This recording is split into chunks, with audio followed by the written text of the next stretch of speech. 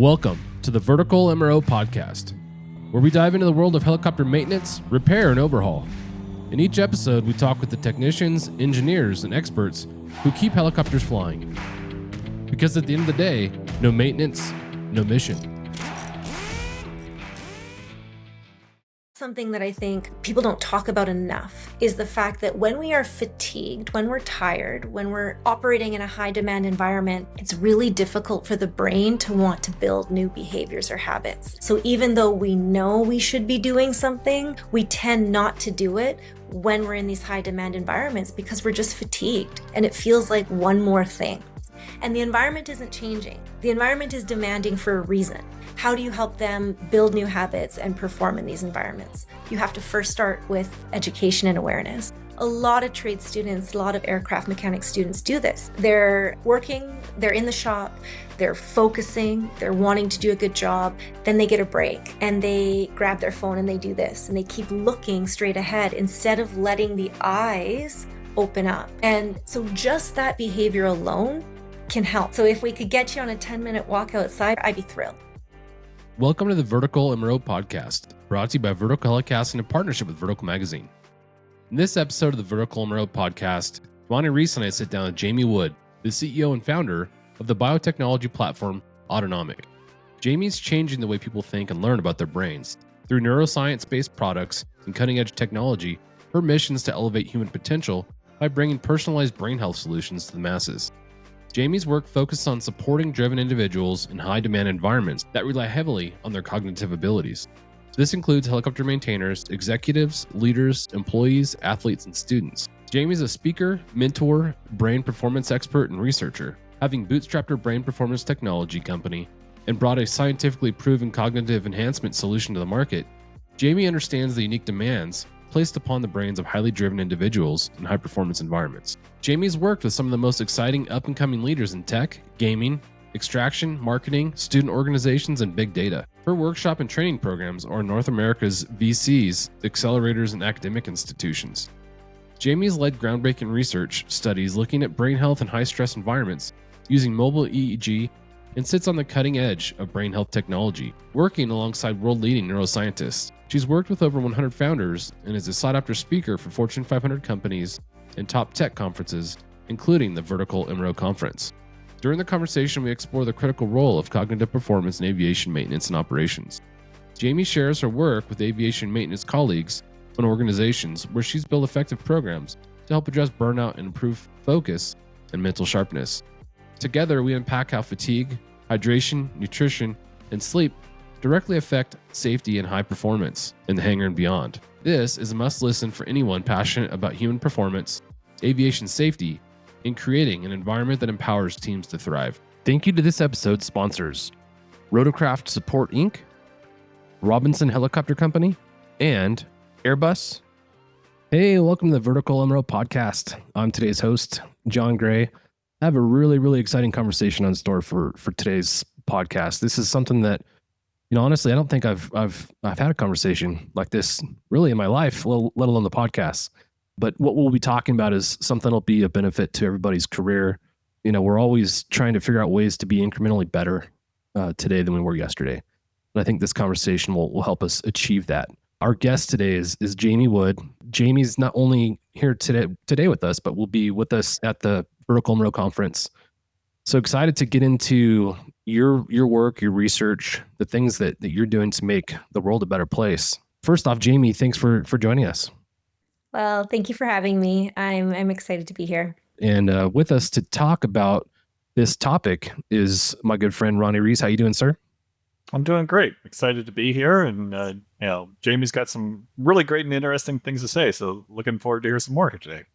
Yeah, as we record, we're ramping up and getting ready for our fall season, which is a busy fall. A bunch of conferences, including the Vertical MRO Conference. This is one that I'm really excited about. This conference, as you've all heard us talk about, will be dedicated to the MRO community and to the good work being done by the maintenance community to keep the missions going.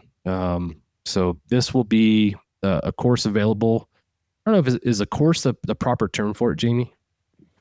So we're offering a workshop during the conference, but we could also consider it a mini course. Okay. Yeah.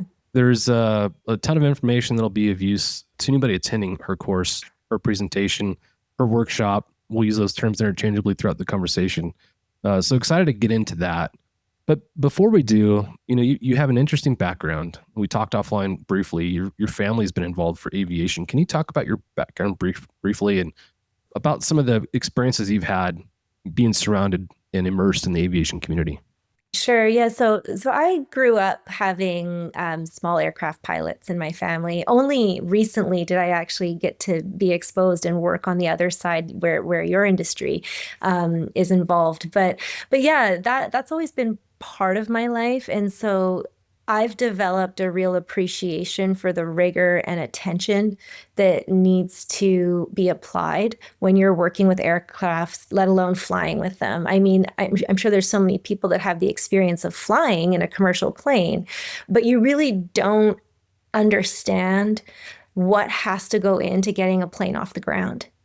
And that has always really fascinated me. I've always, remembered the times when I'm patiently sitting, waiting for us to take off because there's all these checks and all these things that have to happen. So yeah, my whole life that I've had that exposure. We talked, a little bit offline around hanging out in the hangar after, and how this conversation could hopefully mirror something like that, which I really appreciated because there's such a community in that aircraft industry. And I think that's the other thing people don't understand is that there's not only a community, but a lot of care and attention that's brought towards just making sure each other are learning, sharing information, and are safe. And you don't see that in other industries. So personally, I've had a little bit of exposure to that. Professionally, I recently was working with the aircraft mechanic students at Okanagan College. So one of the colleges in the Okanagan brought me in specifically to help students learn about the deeper layer of human factors. So what's actually happening in the brain and what are the things you can do? Because human factors is something that is, a course or an educational piece that will follow you your entire career. Yeah. But how do we really embed that into neural pathways so they become automatic behaviors? And so being able to go into the classroom setting and seeing these students and learning about what they go through, and not only in their education, but how are they balancing this to start this career that really has zero room for error, and that pressure is real, I think has really, really deepened my appreciation for, everybody involved in the industry. Yeah, I love that they had the foresight to bring you into the human factors conversation, because that conversation is a really challenging one. And it's one that we'll continue to deal with forever, in our industry, because again, we're always looking for those incremental ways to improve our safety threshold, our performance, all the things that we do to accomplish a successful mission. Really, to me, thinking outside the box to bring you into that situation. But to speak to the community that you talked about, I think that comes up in just about every podcast that we have. We all talk about how much we love the community and what the community offers. I think most people don't get here by accident. Most people get into aviation because they absolutely love it. They absolutely love it. Some folks, by happenstance, find themselves here. But what you do find is the people that find their way there often don't leave. So you've got a community full of passionate people who I'd consider high performers. I look at the mission sets that we're a part of, look at the tasks that we're asking people to do. It's amazing. You talk about being in an aircraft, looking outside of the window of the aircraft when you're waiting to push back at the airport. You look at all the people moving around that aircraft. There's tons of people that make each successful flight, each successful mission happen. And that's a good way to kind of see and get an idea of how many people are involved in that. So I do love that. I love our community, and thankful for you to join us to talk about making our community even better. Ronnie, any insight there before we kind of move on? I mean, that area around Kelowna, around the conference and so forth, I mean, that is where the helicopter industry happens in Canada, right? I mean, from all the operators there to the home bases for a lot of the operations. I mean, as you're saying, high performance folks, that's exactly the center of everything. So, definitely one of the things that is going to, I think, draw people to the discussion at the conference is exactly that, is how can I take that, what I'm doing, and do it even more. So, yeah. Before we dig into some of the research that you've done and some of the things that you found, Let's talk a little bit more in depth about your career and how you developed and got to where you are today. All right. Well, I'll try to keep that, as succinct as possible. But it didn't end up. It wasn't a clear line. I didn't have this goal and then just work towards it. I wish I had that much foresight when I was younger. But my story is a little bit different. So I ended up burning out really bad at the end of my 20s. I worked in the corporate field quite young and really thought that was the career I was meant to be in. And then I burnt out terribly to the point where, I really couldn't function in the way that I was used to. You've used the term high performer, and I absolutely identified as that. I thought, give me a challenge, here I go. I want to work towards XYZ. And I thought that was in the corporate landscape. But that burnout ended up creating a very interesting circumstance for me, which was asking a question, what's going on with my brain? Mm-hmm. And then realizing, I don't understand anything about my brain. How is it that I am at the end of my 20s in my career and I have zero education and toolkits around my own cognitive function? And here I am at my cognitive limitations and I don't know what to do about it. Mm-hmm. So that was a really big wake-up call.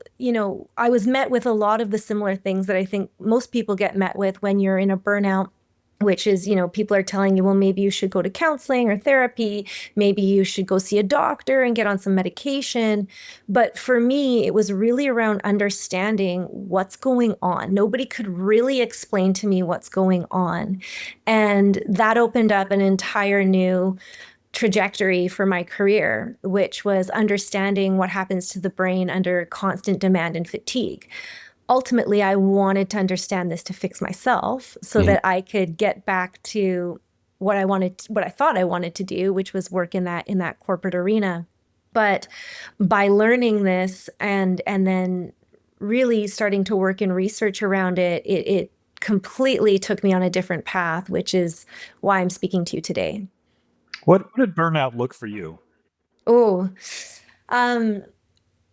first, I kind of like to give everybody the image of a match where, and I've seen this online before, and I think it's a great image. So it's a sequence of a match burning down. So it starts off, it's a strong match, and then the top burns, and all of a sudden it gets blacker and blacker and blacker until finally it's this like curved over, weak piece of wood. And it's this progression. And I don't think people realize that burnout happens over time. It's not something that just happens. It's a restructuring of the brain, and it's a conditioning of your nervous system to be held in more of that reactive fight or flight state. And so I like to preface my answer with that because it took time. And not only did it take time, but when I started noticing what was wrong, I'm going to use air quotes for wrong, my mood was off. So always, not that happy, pretty grumpy. I like to say it felt like somebody took the dial and the vibrancy and color in my life and just turned it to grayscale. And every day just kind of felt like grayscale. So didn't have a lot of patience, energy, not very much of a positive mood. Those were sort of the average things that were happening each day. But on a more cognitive level, there was, couldn't really hold focus at all, was very impatient and reactive towards things. Everything felt like a demand. So, when something would happen or somebody would ask something of me, it just felt frustrating that I was having another thing to do.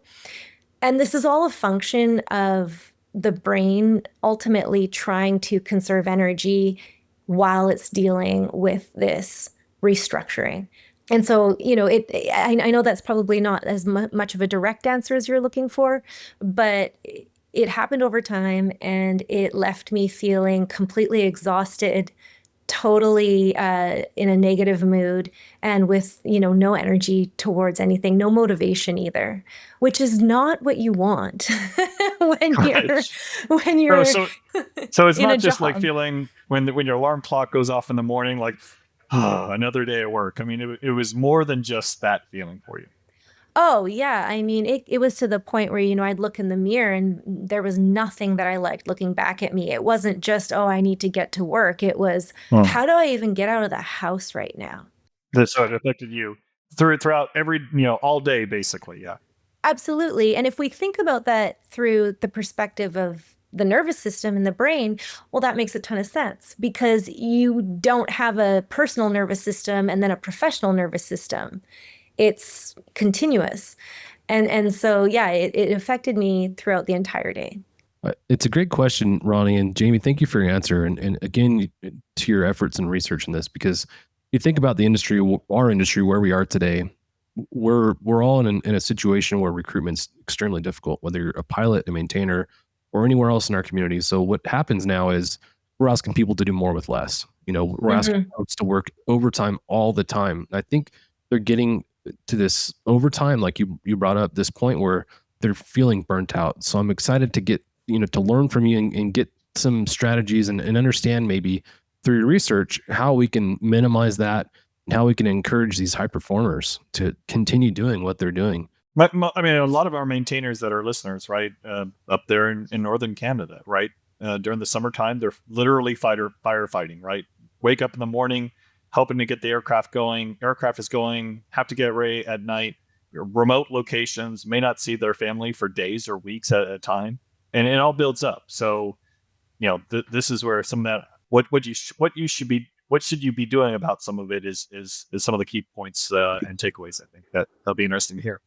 Yeah. And I will say that, just with that example that you used, we're not even taking into account the environmental impact on their cognitive function. So are they working in environments that have poor air quality? So the brain is actually having to work harder because there's these fine particles that are getting in and creating more toxins, if you will, in the system that the brain has to clear out. And so there's so many things that get stacked against somebody in that situation. And when you are trying to quickly, accurately execute on your job, because there is these life or death situations occurring and you need to perform, well, what are the foundational pieces that you just can't skip over? And how do you adjust those based on the environment you're in so that at least you're not creating more hurdles for yourself? Because just high performance in and of itself is demanding. You're asking your brain and you're asking your system to perform at this really high level. So if we think about an athlete, it's really obvious for all of us when we think about an athlete that, yeah, they don't just train all the time. They're there thinking about nutrition. They're there thinking about recovery. They're there thinking about all of these other components so that when game day hits, they're at their top performance. But for whatever reason, we don't translate that thinking over to industries like this, and we should, because it's the same thing. Yeah, that's a great point, and it's interesting because we think about the aircraft and its performance in different environments, the high, hot, heavy altitude environments, smoky environments for fires, but we don't often consider the impact of that environment on our body, like you just brought up. What advice would you have for somebody who might find themselves in a fire camp doing heavy maintenance on aircraft in a way that can preserve some of that cognitive performance that we're talking about? Yeah, so hydration is really, really important. That's how you're going to support the brain fleshing things out. We know that just a drop in, like if we have a 1% to 2% drop in hydration in the brain and body, that will directly impact cognitive function. It'll impact your ability to focus.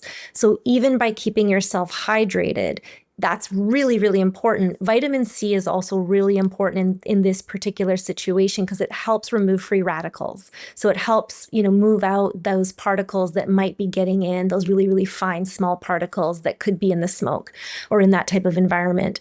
So there's little things that we can be doing that don't require very much money, if any money at all, but require the behavior to be developed. And that's something that I think people don't talk about enough, is the fact that when we are fatigued, when we're tired, when we're operating in a high demand environment, it's really difficult for the brain to want to build new behaviors or habits. So even though we know we should be doing something, we tend not to do it when we're in these high demand environments because we're just fatigued and it feels like one more thing. Right. So that's a lot of what we work on, is how do you help people that clearly you're working with a tired brain and the environment isn't changing. The environment is demanding for a reason. How do you help them build new habits and perform in these environments? You have to first start with education and awareness. Yeah, for sure. Again, it's interesting considering after a long day of hard work, mental overload, a lot of times what I want to do is go have a beer, but I think going and having a drink or two or five is probably the exact opposite of what you're talking about with as far as hydration goes. Can you talk about the negative impact that has on the cognitive performance side of things? Yes. Well, first I will have a caveat that, one of the pilots in my family is definitely a beer lover. And so I don't, I don't want to ever say that, okay, well, we should stop drinking beer or alcohol. No, I mean, like, we have to be realistic, and also we have to let people have their vices when they need them, or just to enjoy them. That's the wonderful part about living life to the fullest and being human. You work hard, you play hard, it's your life. But if we are to specifically talk about what are the behaviors that can effectively manage the buildup of stress hormones throughout the day, so that your brain and body can effectively lower them and the brain can work well, you can get a good sleep, so that you can show up the next day. Drinking one beer, that's probably not going to impact too much, especially if you do it, at least a minimum 2 hours before you're going to bed, so the brain has time to process that alcohol. After 2 or 3, yes, we know that you're definitely going to be impacting sleep quality. So sleep is where the brain is able to lower the buildup of stress hormones throughout the day, do a lot of the repairing that needs to happen, clearing out any toxic buildup that occurred, as well as consolidating memory.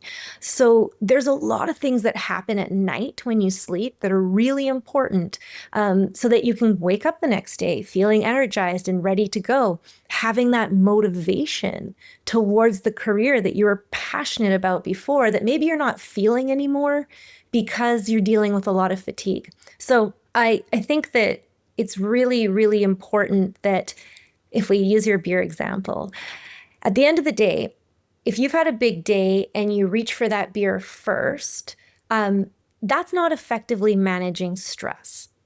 It's synthesizing calm. So it's masking it. Right. And you're masking that calm that the system needs. So instead, if you can interject a small behavior in between finishing work and grabbing that beer, like going for a gentle 10-minute walk, that actually can really help without your phone, or at least leave the phone in the truck. Try not to have it on you. And that's because something really interesting happens when you start walking. Your eye begins to gently track side to side as stationary objects move past you. Now, when we're working, and we're using the example of the environment that your listeners are in, a lot of times they're looking straight ahead. So they're holding their eyes in this fixed state that actually can engage a little bit of a stress response. So when you begin to take a walk and allow stationary objects to move past the eyes begin to slightly track from side to side, and that calms the activation of your stress response. So you begin to lower stress hormones. I think we can all agree that going for a nice walk feels good, but we don't. Yeah, it does. And also getting natural light into the eyes, very important. But what happens, and I saw this at Okanagan College with some of the students too, and it's not just Okanagan College specific. A lot of trade students, a lot of aircraft mechanic students do this. They're working, they're in the shop, they're focusing, they're wanting to do a good job, then they get a break and they grab their phone and they do this, and they keep looking straight ahead instead of letting the eyes open up. And so just that behavior alone can help. So if we could get you on a 10-minute walk outside before the beer, I'd be thrilled. It's interesting you bring that up because, how many times I think about how many times I find myself, I'm done with the task and the first thing I do is go to an instant distraction with something in front of me, like, oh, what emails do I have that came in, or what's on social media, without going and doing something productive like what you're talking about, which is beneficial for the mind and body. I've got a million questions, but before I get into it, I want to make sure Ronnie has a chance to ask any that have popped up. definitely the hydration part is something that, after even sitting down at a desk all day, like you got to remember to have that full big tall glass that helps you remember to take those extra sips. But the other aspect of taking a little bit of time for yourself, taking a breather, getting up for a little deep breath, walking away for a second. I mean, even that can just reduce that stress by that much more. I want to touch on sleep for a second, because sleep is an issue that is problematic in our community, unfortunately, for a lot of reasons. One of the reasons is a lot of us are on different shifts. We're working overnight hours, working daytime hours, and we're switching our body's normal sleep pattern on a frequent basis. So your normal sleep patterns get disrupted, and it just becomes an ongoing issue, unfortunately, over the course of your entire career. Do you have any suggestions for folks that find themselves in that position where they might be changing their sleep cycles frequently? Thank you to our sponsor, Robinson Helicopter Company, the choice for unrivaled safety and reliability, so you can accomplish any mission with confidence. For more than half a century, Robinson has been at the forefront of the helicopter industry. From the R-22 to the R-66 turbine, Robinson makes helicopters accessible so more people can accomplish more missions. Climb higher. For additional information, visit www.robinsonheli.com. Oh, absolutely. Yeah. I mean, ideally, you would want the same go to bed and same wake up time, but that's just not possible for a lot of people in industries. And so one of the best things you can do is make sure that you're capturing natural light into the eyes within the first 30 minutes of waking. Even if you're on a night shift, so you're waking up at, 2 or 3 o'clock in the afternoon type of thing. Capturing that natural light is really important because it helps anchor the circadian rhythm. The circadian rhythm is that internal clock that we have. It's a 24-hour clock, and there's a lot of hormones that are tied to that and the cascade of them. Primarily cortisol, which helps wake the system up, and melatonin, which helps prep the brain to slow down and go to sleep. And then a lot else in between. So if you can go outside and just look in the direction of the sun, you don't have to look directly at it, but look in the direction of the sun. This is going to be very important to do. So that would be one thing. I think that movement also is really important. A lot of us, it doesn't matter what industry, we wake up in the morning, we make our coffee, we hop in the car, we go sit at our desk, or we go to our workstation, and we're not really getting that movement. So even 10 minutes again of movement in the morning, whether it's, going for a walk outside or just doing some push-ups, some sit-ups, some squats, that really helps prep the brain, because we're getting blood flow now, and we're really being able to use the system properly.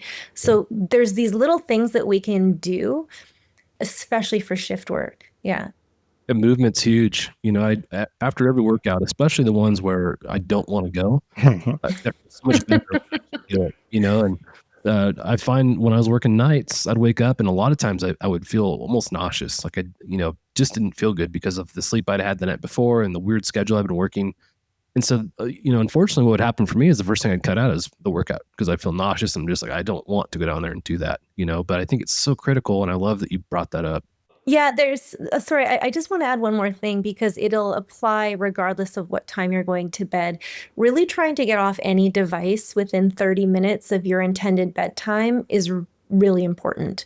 The blue-green light that's emitted from our devices tells the brain to not or suppress the release of melatonin. So that means that onset of sleep, the brain's shifting into sleep, is delayed when we're looking at screens. So I know for a lot of people that work night shifts, you probably try to black out your windows and try to mimic night as much as you can.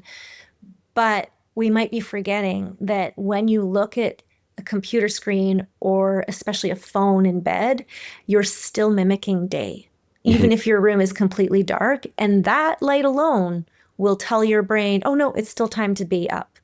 And it can fragment sleep quite a bit. Do you know on iPhones, for example, they have the night shift filter that it's supposed to minimize the blue light coming off those devices?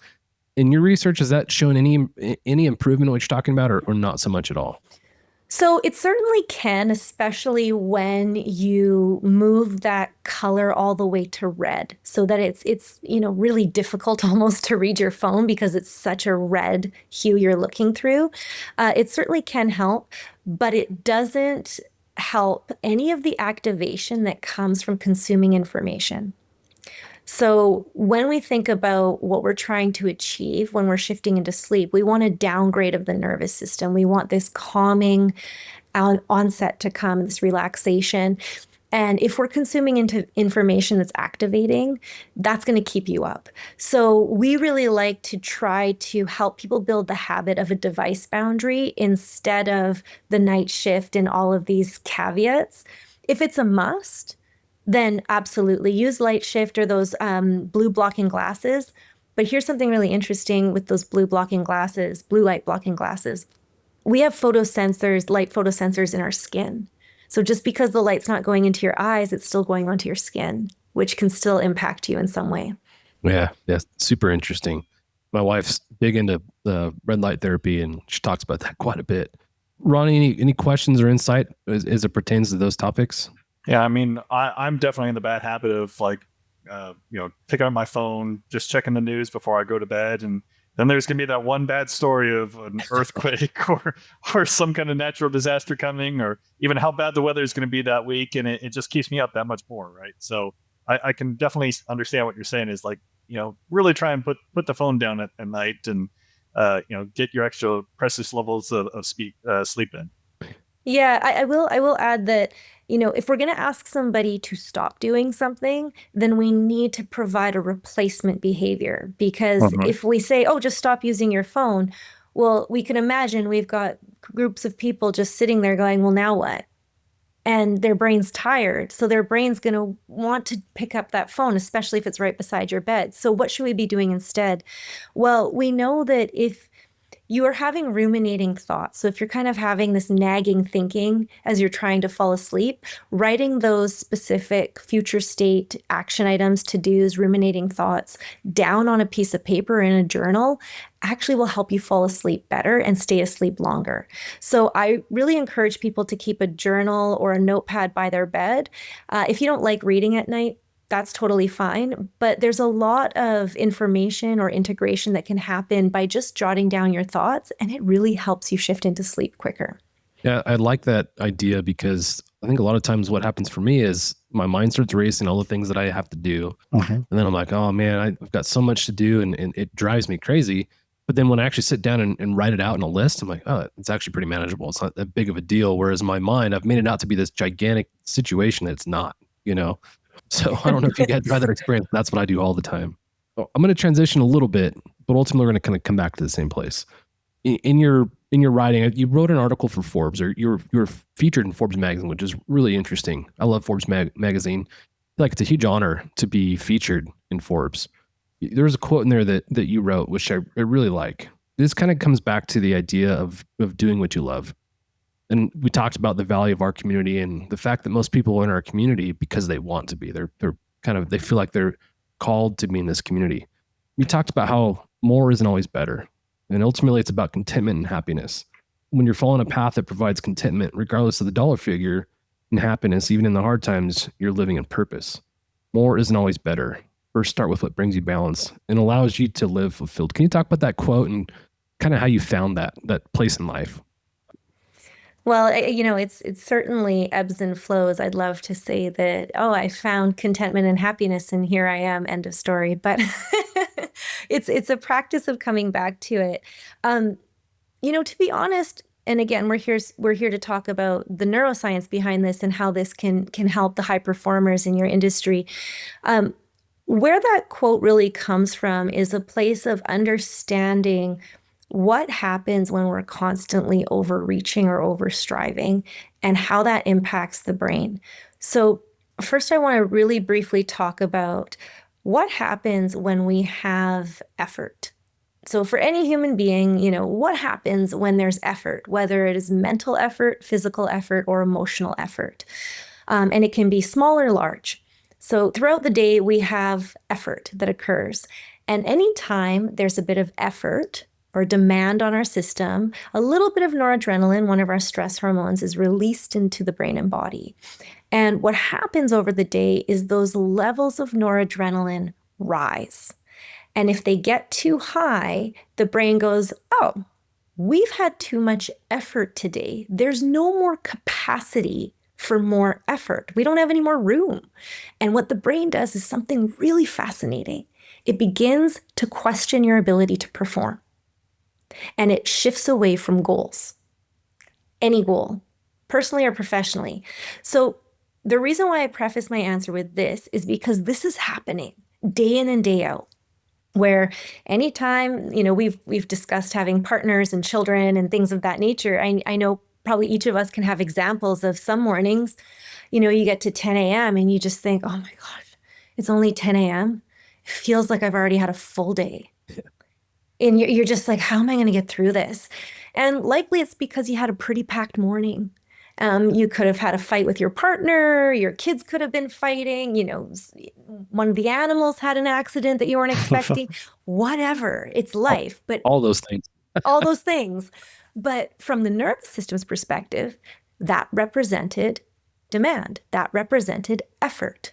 And so if we are only putting effort out and not having any behaviors that replenish energy, putting that energy or counterbalance back in, you're going to end up depleted. And the brain doesn't really care what time of day that happens at. It just is trying to pay attention to effort. Because remember, those levels of noradrenaline that represent one of our stress hormones rise. And when those levels get too high, the brain questions the ability to perform and shifts away from your goals.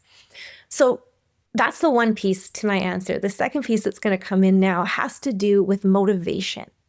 So we know through research, not our research, but research that's happened out there in the world from other brilliant neuroscientists and scientists, is that when we are emotionally attached, when we are highly emotionally attached to a goal, to being, the best aircraft mechanic, or to working for Kelowna Flightcraft as an example, or what have you, whatever it is that is your ultimate career goal that just makes your heart sing. Something really interesting happens in the brain when we are really emotionally attached to a goal. The brain downgrades the severity in which it would take to reach that goal. So I always like to use the example of you're standing at the bottom of a mountain and your friend wants to climb to the top of that mountain because their father did it and their father planted a flag there before and they've heard about it their whole lives and they really want to do it and let's go. And they're really emotionally attached to it. So their brain is looking at that goal and going, we got this. This mountain doesn't look that big at all. Let's go. I'm going to put that flag up there quicker than my dad did. And that's their story. And they're geared up and they're ready. And they don't perceive that effort to be as demanding. Whereas I'm standing next to this person and I'm looking at this mountain and I'm thinking, oh my gosh, this thing looks huge. How many hours is this going to take? What am I even doing here? Because I'm not intrinsically motivated. I'm not emotionally attached to it. So my brain is looking at that goal and is ultimately perceiving it to be much more demanding. So same mountain, two different connections to the outcome. So I say this because you have to be working in an industry and you have to be in a job that makes you feel emotionally attached to it, because we're going to have hard days. We're going to have big mountains to climb, and we want to be able to leverage this incredible brain, this incredible organ of ours, to help us feel motivated even when it's demanding. Because remember, when there's demand, when there's effort, mental, physical, or emotional, we're going to have noradrenaline release no matter what. So we might as well have that happen in an environment that we really, really want to be connected to. Yeah. And that's where that quote came from, was from that understanding that more isn't always better. So striving towards something because you think that's what you should do, you think that's where the money is, you think that's your role, it's not going to work for you on a lot of levels, but especially in terms of how your brain operates when times get tough. Yeah, I love that answer. I think a lot of people talk about pursuing something you're passionate about. People talk about that your whole life, and without really understanding some of the neuroscience behind it, they're kind of just words. So it's really interesting to hear you talk about some of the science behind that concept. The words more isn't always better, and less is more. It rings a lot of bells for me, because I feel like when it comes to money, you can chase money all day long. That doesn't mean you're going to be happy, right? And a lot of people, I think, confuse happiness with money. Whereas if you have a career that you're passionate about, like we talked about in this aviation community, most people are passionate and have a distinct love for what we're doing. And I think it kind of meets those things that you're talking about. People are excited or willing, at least, to go to work and accomplish what they perceive as a mountainous task of whatever they have to do that day, because they love what they're doing. I would like to challenge the community too, though. Just from my experience working with the aircraft mechanics students, I have no doubt that it translates over. I know that in a lot of work environments, your phone's not allowed in to that work environment, which I think is fantastic.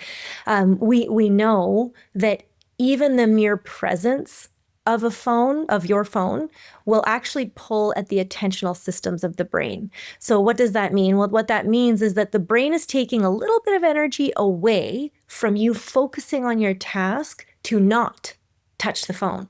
So leaving the phone in a completely different room has been proven to significantly increase your ability to focus, your productivity, and ultimately your performance. So that's the one thing, is that if there are any listeners here that work in an environment where phones are still in the pockets, try to keep them out. Put them in the locker, leave them in your truck, leave them in your car. That's really going to help you focus, but also to keep that stress down, because that's a lot for the brain to try to be doing multiple things at once. Yeah. But the other thing too is that point that you touched on with community.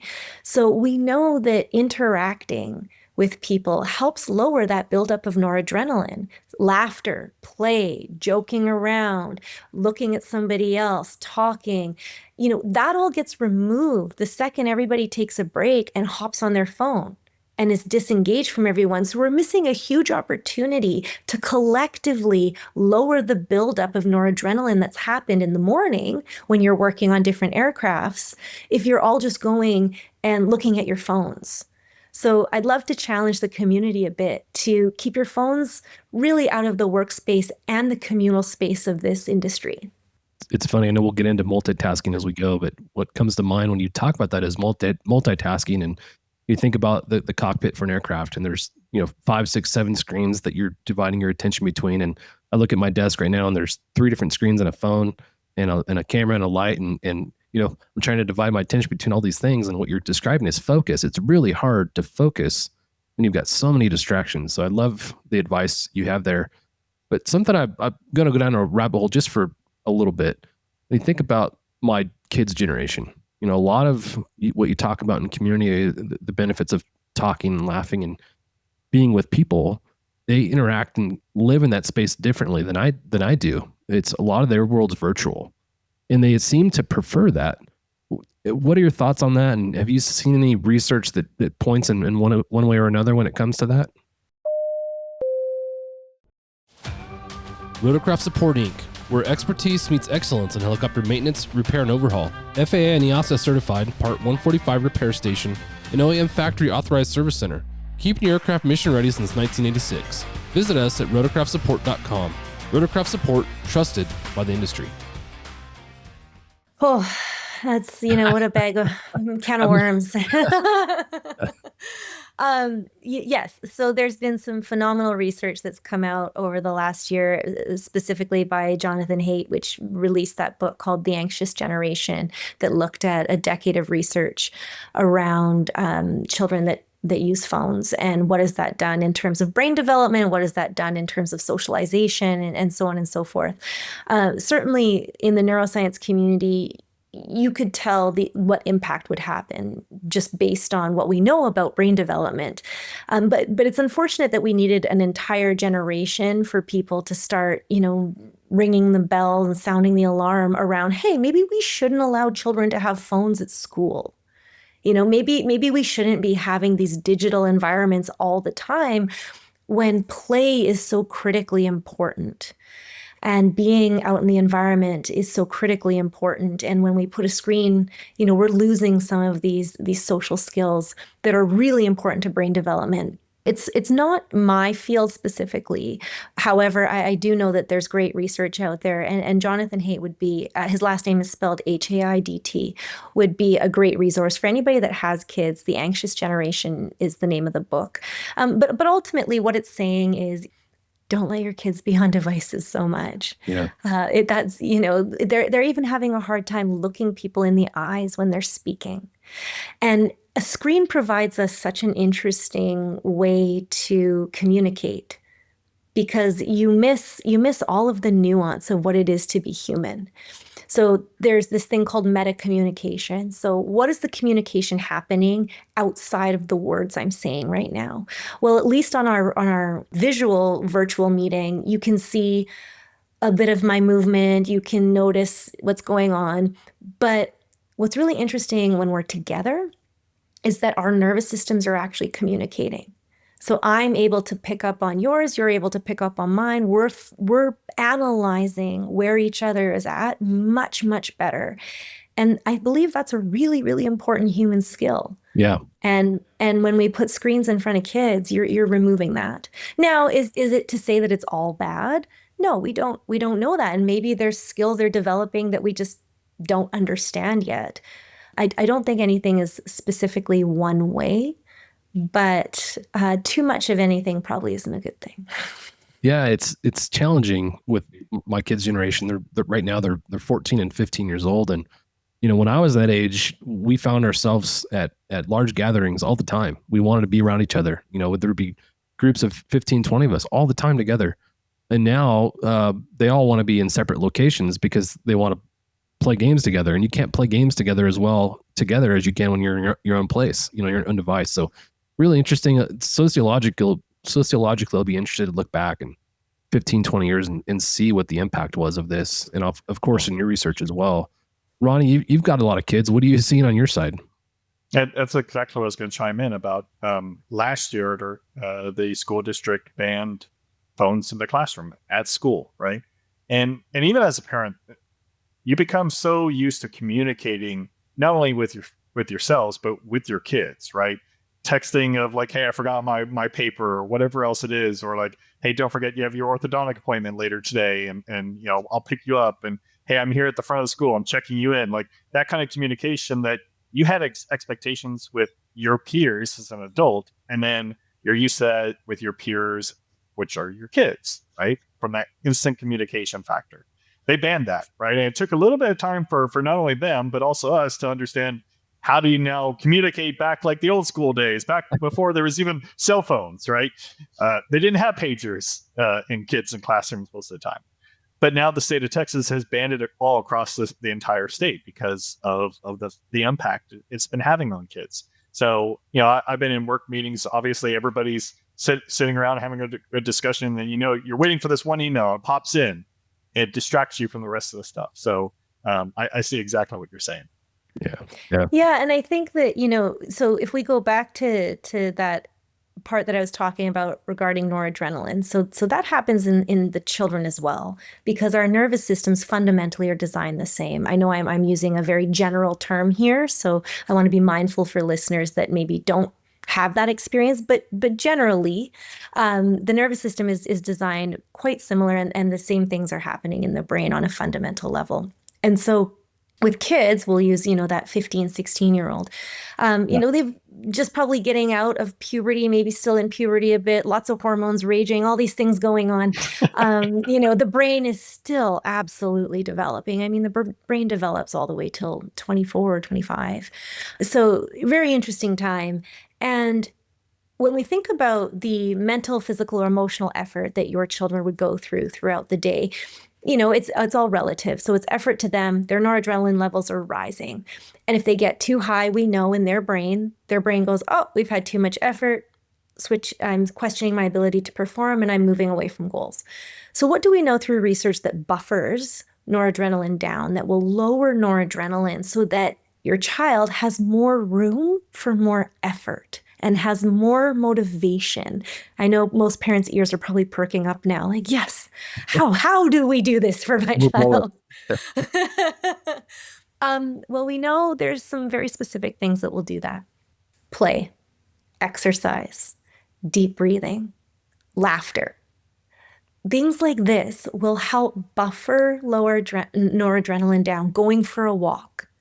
I mean, they're kind of obvious, but we're missing these because, to your point, John, there's a lot of phone use happening.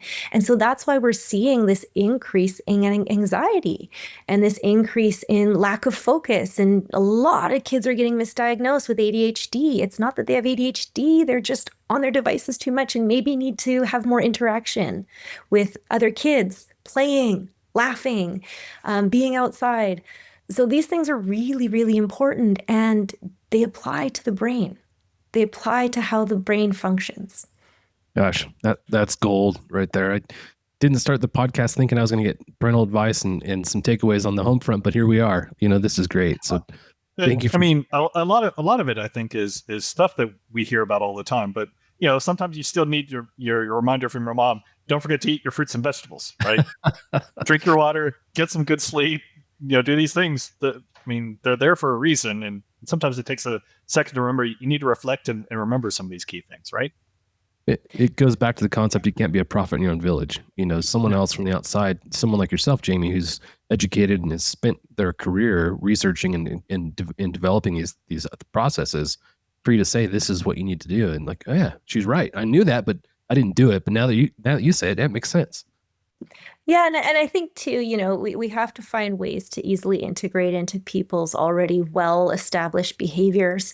Because if we go back to the example of a high performer in this high demand industry with zero room for error, asking them to change even one little thing about what they're doing is a big ask, especially when the brain doesn't want to do that.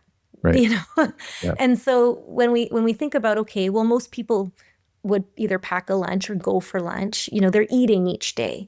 Okay, well, are they eating to fuel for brain performance?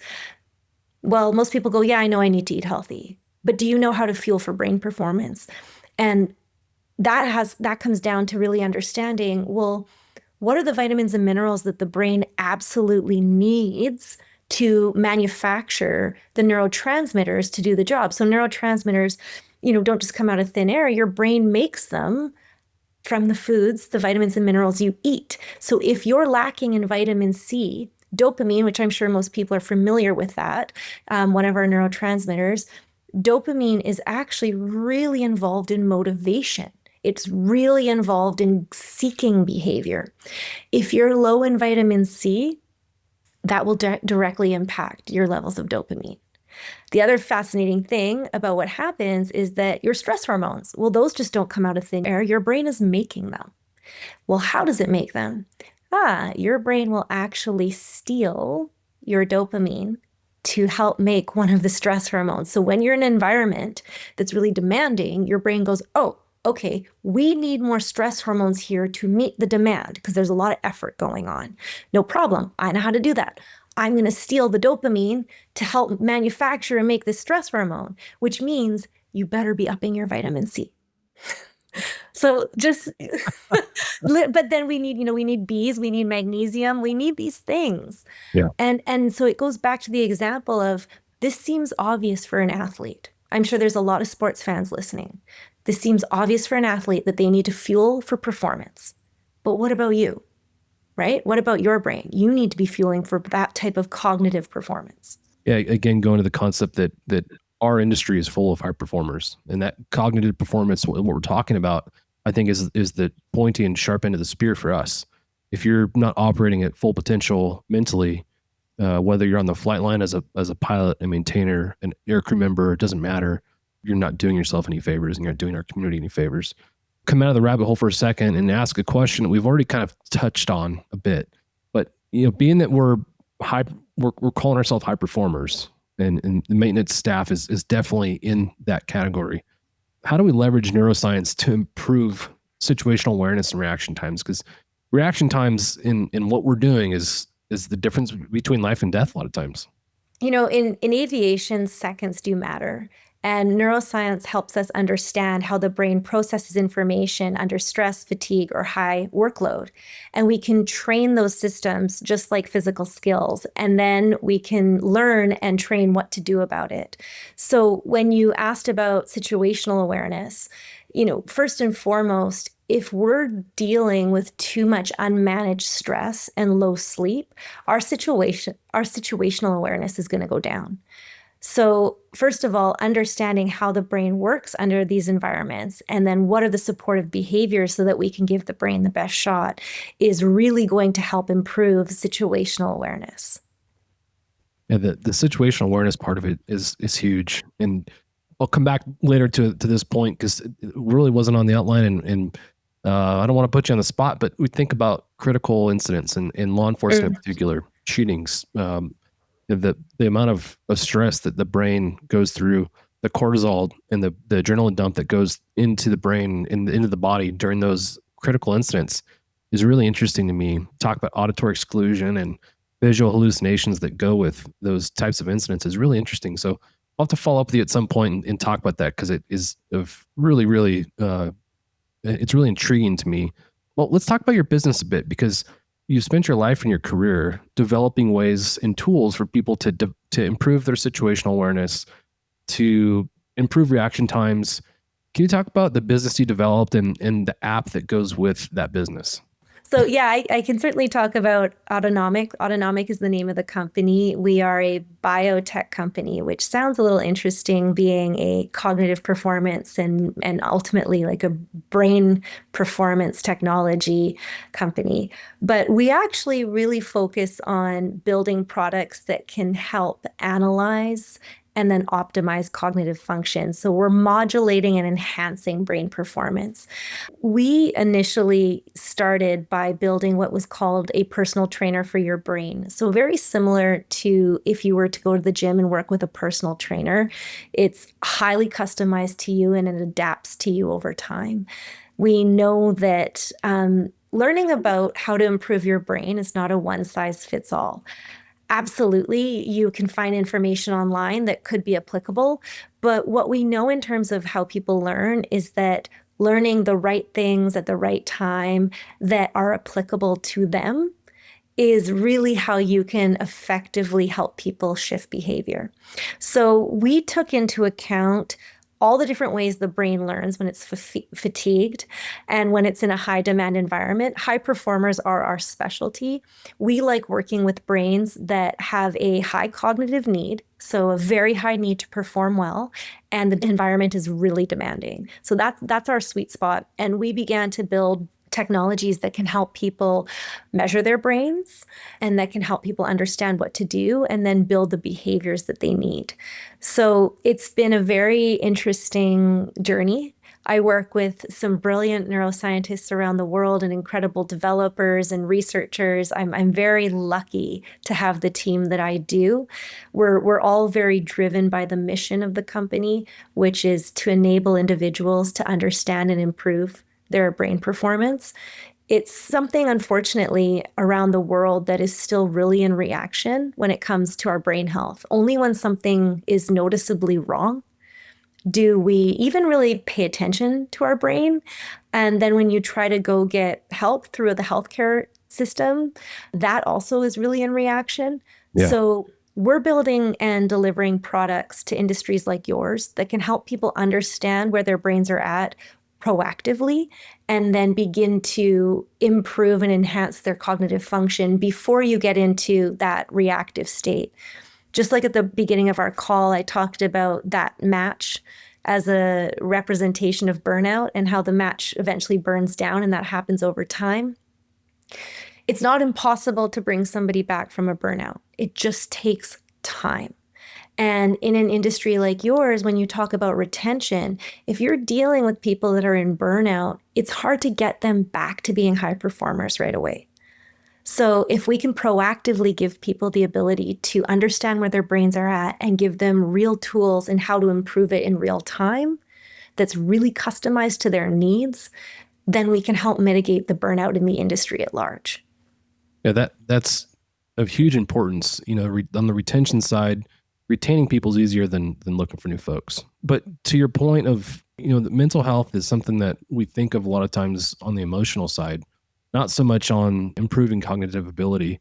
And as you talk through being able to essentially improve your cognitive strength and ability, can you talk about, I want to say, what are the small things people can do, but what does that look like for somebody? What are the habits that you would recommend through your program? You don't have to give all the secrets away, but how much time does that take, and what does that look like on a kind of a day-to-day basis?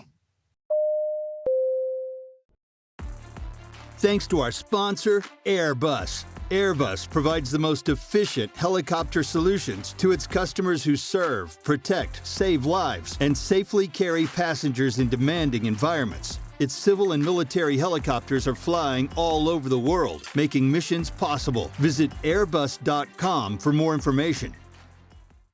With autonomic, we have over 92 neuroscience-backed behaviors. And so at no point in time would anybody ever see that many. On average, you're looking at about maybe 6 to 10 over the course of, call it a 3 to 6 month period. So it really would depend on what you're trying to focus on. We break brain performance down into 5 key categories. So is this lowering stress, enhancing your energy, improving your mood, improving sleep, or increasing your focus? Now, most people, especially in high performance industries, say, I want all of those. Yeah. I need all of those. But we like you to focus on the one that is most obvious to you that needs improvement. Because the beautiful thing about the nervous system and the brain is that if you can effectively improve one of those areas, the others improve. So with that, there's 92 and growing neuroscience-backed behaviors that you could engage in. But let's use the example of somebody that is wanting to improve their sleep quality. And let's say that they don't work shift work, just for ease of discussion right now. So through there, we might identify that this individual drinks caffeine past 3 p.m. And so we would definitely want to give them a caffeine curfew. But a lot of people say, well, wait a minute, I need that caffeine in the afternoon. I can't get through this shift without it. So if we educate them and say, well, listen, on average, it takes most people about 8 hours to fully metabolize caffeine. And it's anywhere from, 2 to 4 hours for half of the caffeine's shelf life to leave the system. So that means that if you're drinking caffeine past 3 p.m., there's still caffeine in your system at 11 o'clock at night. So there's conflicting messages happening in the nervous system. One's trying to tell you to slow down, calm down, go to sleep, and the other's saying, no, stay awake, please. So if we can get somebody to stop drinking caffeine by noon, great. Now we can start assuming that they'll probably metabolize that caffeine fully by the time they're trying to fall asleep. But that doesn't solve that afternoon dip. So what do we do for them there?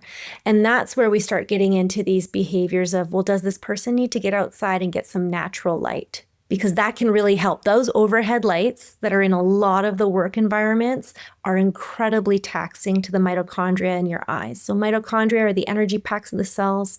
We have about 1,000 per cell in most of the body, but in the eyes and the prefrontal cortex, which is the most evolved part of the brain, we have anywhere from 10,000 to 15,000 per cell, which is wild to think about.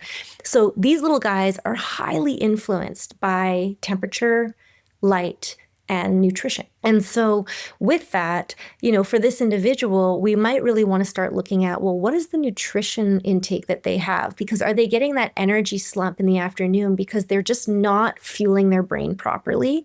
We'll look at that. We'll also look at, okay, are they going outside and getting natural light in the eyes and going for that little walk so the eyes begin to track a bit?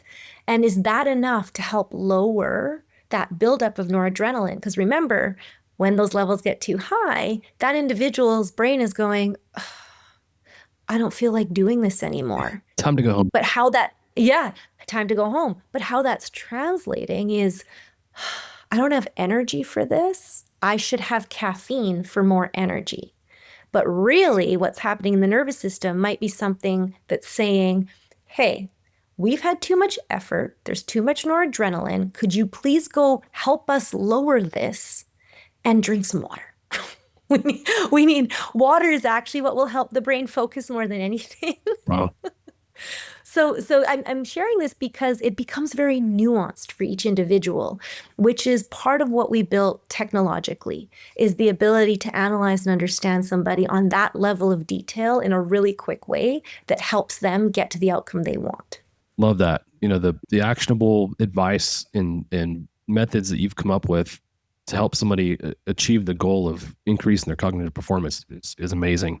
For someone that says, I want to contact you and get involved with what it is you're describing, can you talk about, one, how to find more information, but two, what that initial contact looks like? How much of a time investment would somebody be looking at on a day one, day two, an ongoing process? Yeah, great question. So if anybody wants to contact me, you're just welcome to do it directly. It's jamie@getautonomic.com. I'm sure you'll add this in the show notes. So you're welcome to just email me directly. I'm happy to have a conversation. In terms of what does it look like to engage with Autonomic's brain performance coaching product that I just talked about. Well, first of all, we know who we're working with. We're working with high performers. You don't have a lot of time and you don't have a lot of energy. So we've developed this to actually be really, really high value to a low amount of time. So it's just under about 3 minutes a day. So what you would do is you would onboard, you would ultimately choose one of those 5 key areas I mentioned: stress, mood, energy, focus, or sleep. You'd answer a short survey and we'd begin to start customizing a training for you. You are working with a real human on the back end, so it is not an AI-only solution. We've built everything in-house, but there are people on the back end that you're working with. So you're actually working with a brain performance expert. We've just enabled ourselves to do that at scale. Wow. I want to sign up right now. the cognitive performance side of things, I mean, we can all use an edge to where we are. And again, I think everyone's goal is to be better tomorrow than they were today, or better today than they were yesterday. So really intrigued to look at what you guys have developed and apply that to our industry.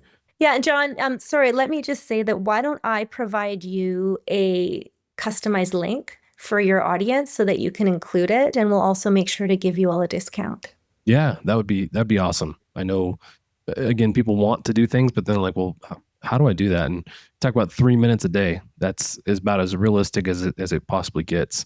It's true, but you'd be surprised at how hard that can be when you're dealing with a lot of demand and fatigue. Right. And so that's the other thing too, is we like to start small. Like, what is that one thing we could get you to start doing that doesn't even feel like it's very much? Perfect example, hydrate before you caffeinate. Like, if you could just leave a glass of water by the coffee pot each morning, so you don't even have to think about it and you just drink it before you put caffeine in your system, that can be a huge difference for a lot of people because your body's dehydrated from sleeping. Right. And so remember, the brain doesn't focus as well when there's dehydration occurring in the body. So little things like that. Yeah. Super interesting. I know you're talking about water and so forth and various other things. Are there any, brain foods? They talk about fish and fish oil and some of those other things that you should be taking. Anything in your research that have been like, yeah, you really do this one too? Yeah, sure. So there's a lot of, products out there that say, oh, if you take this, you're going to have more energy and be smarter. They fall under the bucket of nootropics. And there's a lot of cool research happening. I don't want to, paint that industry with a bad brush at all, but there's just fundamentals that you can't skip over. They just simply are. We talked a little bit about them. So foods that have high vitamin C's. So oranges is obvious, but strawberries are another one. You can get into the Bs. So B vitamins are really critically important to have. Magnesium, really important to have. L-tyrosine, Ds. So these are all found in a lot of the foods that we can think of that are healthy. The omegas, omega-3s, 6s, those are found in fish. So if you can be eating salmon or some sort of fish like that once a week, great. If you don't like fish, have some walnuts or some hemp seeds. Blueberries, of course. There's the cacao. There's probably a lot of things that you've seen online that are the quote unquote brain foods, but ultimately eating whole food is probably your best bet. A lot of people are eating a lot of processed and packaged foods because they're quick and they're easy. And when you're under a lot of demand, it makes the most sense, but it's not giving yourself the fuel you need. So I really would sort of push back on anybody that's like, oh, I take one of these pills a day, it's supposed to be great for me. The best thing you can do is, have a nice whole fruit smoothie in the morning and some eggs. You get your fat, you get your carbs, throw some protein powder in there, away you go. All that actionable intelligence is huge. Again, it's not theory. I mean, I guess it is theory, but they're actionable things you're talking about that we can actually do to improve some of this. Last thing I want to talk about, and I'm being mindful here not to step into a lot of what you're going to talk about at the conference. So can you talk about your workshop? I did think there was it workshop course, but workshop, what people can expect there, and I know a lot of people are really excited to take your course. So maybe just again, workshop. Can you give people a preview of what they can expect? Sure. Yeah, of course. I'm really excited, to speak at this conference. I'm also a huge collaborative presenter, so I do not expect people to show up and just sit there and listen the whole time. I really like to turn it into a conversation that is based on a lot of the themes we talked about today, but primarily what happens to the brain when it's under constant demand and fatigue, and what can we do about it? And why is it that even though I know what I should do or everything that you're saying in this workshop makes sense, why is it that I don't do it? And what do I do about that? Right.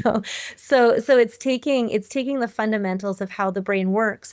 And one of the things, one of the main things that we talk about is that over 80% of your actions every day are the result of a habit, not a decision. Some neuroscientists believe that number is even closer to 95, 99% of almost everything we do every day is the result of a habit, not a decision. Why is that happening? And so that can be something as simple as what pant leg you put on first in the morning to what side of your teeth you brush first. Like, we don't even know. We're not even thinking about it, but I guarantee it's the same one every day. Why? Well, because your brain realized and figured out that anytime it can turn any behavior into a habit, it can conserve energy, because it takes a lot of energy to fight off infection, digest food, deal with coworkers, get through traffic in the morning, go home and be a good parent. It's a lot. It's a lot. So any chance your brain gets, it's going to turn your behavior into a habit. And it does not label it good or bad. It doesn't care. It's just trying to turn your behavior into a habit. So when we think about your industry, there is a lot of automatic behavior that is critically important. A lot of those checks and double checks that need to occur. And so I'm going to be tying in a lot of real examples from your industry into how the brain works and what we can be doing to leverage how the brain works, like all these behaviors, these habits that are occurring, so that you can build performance habits instead. And what are the steps to doing that? And how can we do that in a reasonable amount of time? I don't want to say quick, because habit development can, begin to happen in 8 days or never. Yeah. On average, I think that number is around 62 days for somebody to develop a habit. But the real number is it can happen as soon as 8 days, and it can happen never. It comes down to the individual. And so this will all be brought into the workshop, as well as some experiential parts where we'll actually be playing with our nervous systems and playing with breathing to slow down where the brain is operating from. Super interesting. I guarantee most people listening to this, as you're talking about the small things you do on a daily basis, like you talked about putting your pants on, everybody's thinking now, wait, which leg do I use? That's, I'm sure, what most people are thinking. Yeah. But it's interesting how your brain functions in that way. Talk about this as it relates to patterns and routines that you're a part of.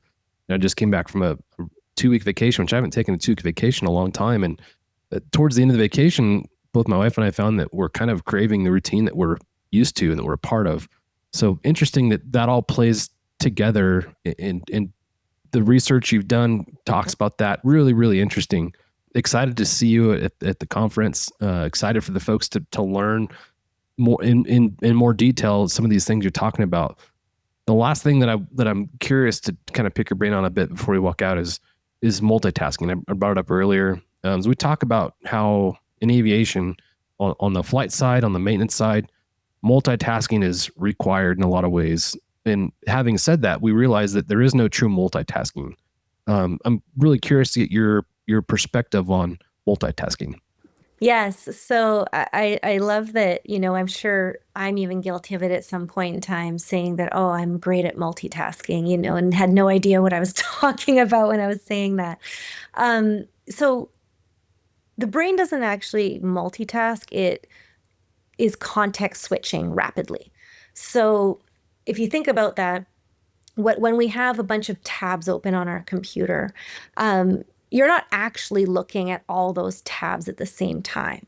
They're just there running, and you can quickly switch from one task to another. And you're context switching, because let's say one tab has, an email you're writing, and the next tab has the map of the place you need to go for your meeting in the afternoon. And then the next tab has something you're trying to learn. And then the third tab is the vacation you want to take in 3 months, or fourth tab. And so anyways, those are all open.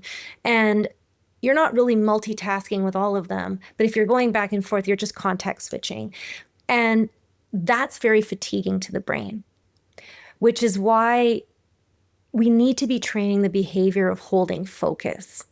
But how we consume information, especially currently, actually trains the behavior of distraction, because we're rapidly switching from information to information to information.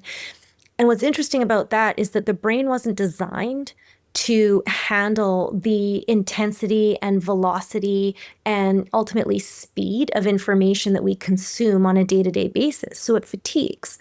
And when we are doing that sort of context switching, multitasking behavior, what we're doing is we're actually depleting the resources of the brain, and we're impacting our ability to focus, because we're overtaxing our short-term working memory. And our short-term working memory is the part of the brain that's handling day-to-day cognitive demand, and it ultimately can only hold about 2 to 4 pieces of information at any given time. And so what happens when we're multitasking is that we're unable to put together maybe 2 to 4 pieces of relevant information to perform the task at hand, because we're putting in a new piece of information from a completely different thing. And then we're putting a new piece of information, and as you put a new piece of information in, guess what? One of those other pieces of information needs to move, and it's gone out of the short-term working memory. And that's really fatiguing. Not only is it fatiguing, but we end up making more mistakes, and we take longer to accomplish tasks. So this all sounds quite obvious and logical, but when we put it into practice, it's hard, because we've trained the habit of having 10 different things on the go. Mm-hmm. So what do we do about that? Okay, well, in a practical setting, go back to that one thing we talked about: get your phone away from you. Away from you. When you're trying to do high cognitive work, different room, or in the truck or in the car. But other things are, not keeping so many tabs open if you're working on a screen. I would love actually one of you to give me a real world example of how we could sort of quickly workshop this with a mechanic in a real world situation, because what would be an example of multitasking when you shouldn't be multitasking in that environment? Yeah, if you're in the middle of a tear down of something, right, and somebody pulls a, hey, can you come take a look at this right here, right, and you're doing something else, somebody's asking you something, or you're looking something up on, hey, you're following a checklist, right, and somebody asks you, hey, can you come over here? Things like that happen in pilot checklists, right? Sometimes, hey, you looked up for a second because you saw something, you may have skipped a step, right? Those focus times are pretty critical for these folks. Yeah, on the pilot side and the aircrew side, I'll use the tactical flight officer as an example, because I'm curious on this side. The tactical flight officer is looking out of the aircraft for potential targets, whether it's a suspect or somebody who's missing. They're also looking at the screen in front of them for mapping information, or potentially for the camera information. They're listening to the radio. The radio contains potentially 6 different frequencies, all going at the same time. And you're also listening to the pilot sit next to you, who's chirping in your ear something that's probably not important.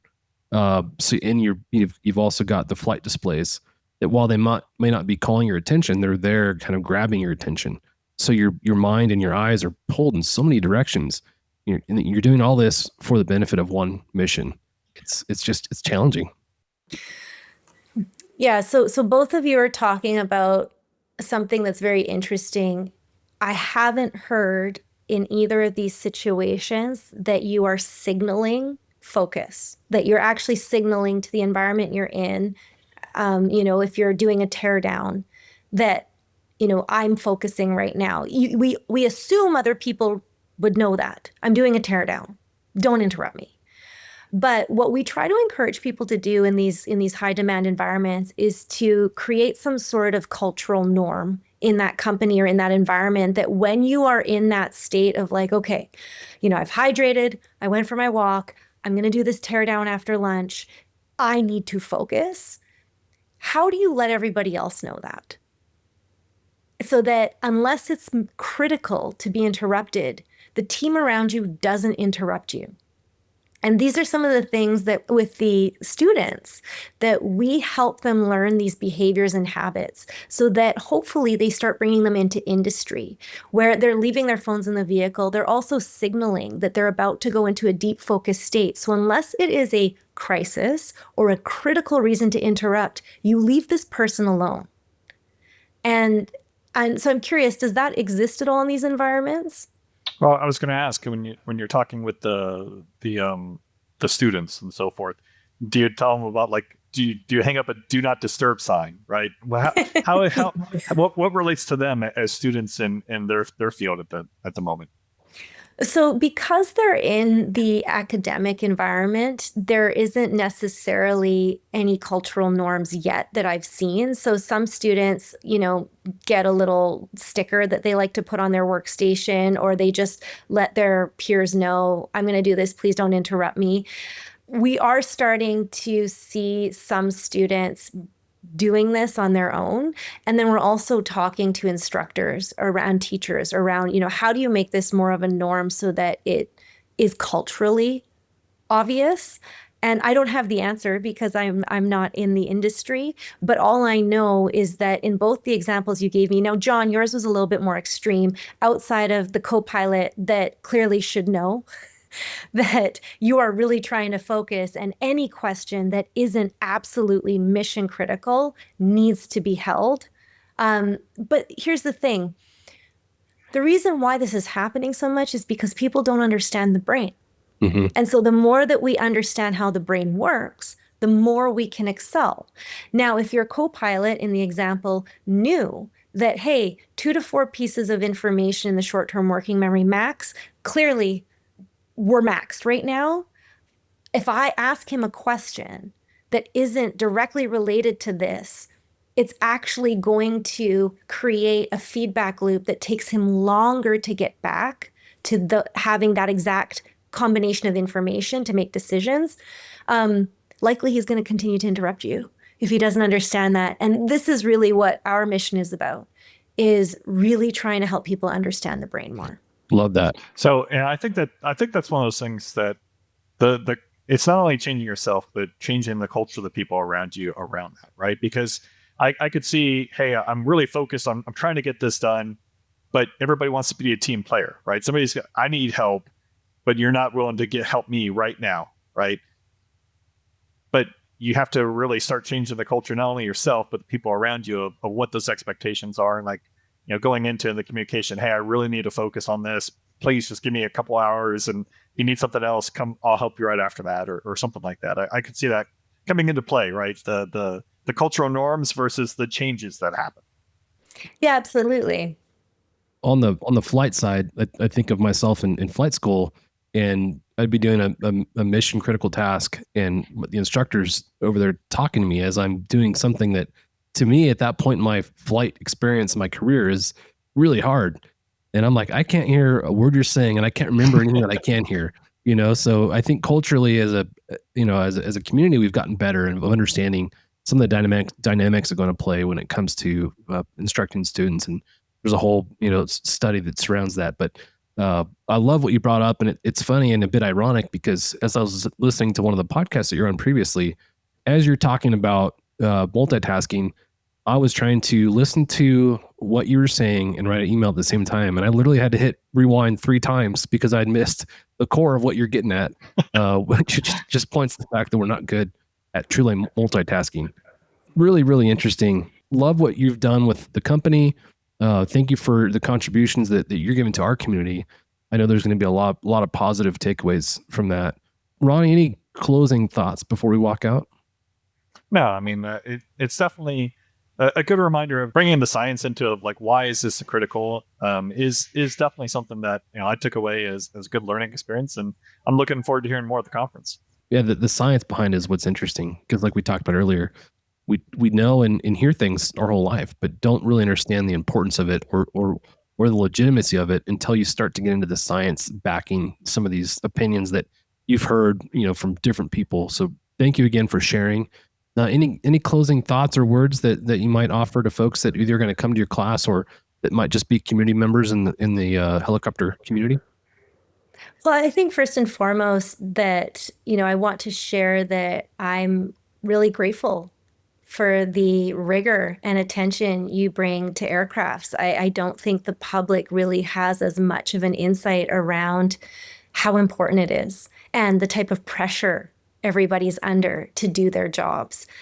So thank you for that. And, the students have really inspired me, working with students and seeing how much they're doing and working all these part-time jobs or full-time jobs while still trying to get their careers off the ground, pun intended, is really, it's wonderful. And so I think that, this industry at large is fantastic. So thank you all for your effort.